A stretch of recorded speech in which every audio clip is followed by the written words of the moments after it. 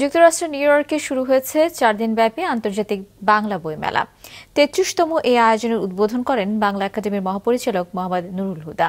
এ সময় অন্যান্যদের মধ্যে আরও উপস্থিত ছিলেন যুক্তরাষ্ট্রে নিযুক্ত বাংলাদেশের রাষ্ট্রদূত মোহাম্মদ ইমরান এবং মুক্তধারা ফাউন্ডেশনের নির্বাহী পরিচালক বিশ্বজিৎ সাহা।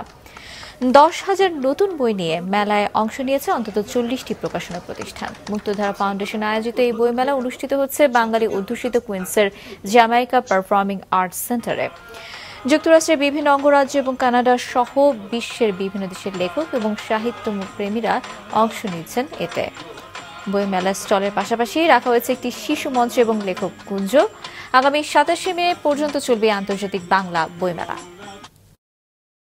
আমরা আজকে এখানে দাঁড়িয়ে আছি এই বিশ্ব ব্রহ্মাণ্ডের এক মর্ম বলে। আমাদের পরিচয়, আমরা মানুষ, আমরা বাঙালি, আমরা বাংলাদেশ থেকে এসেছি সারা পৃথিবীর মানুষের প্রতিনিধিত্ব করতে।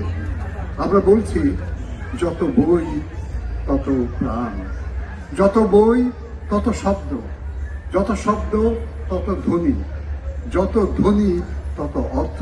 নিউ ইয়র্কে যারা এই প্রতি বছর, এটা ৩৩ বছর আপনাদের ধারাবাহিকভাবে করে যাচ্ছেন, তারা একটা বিরাট কাজ করছেন।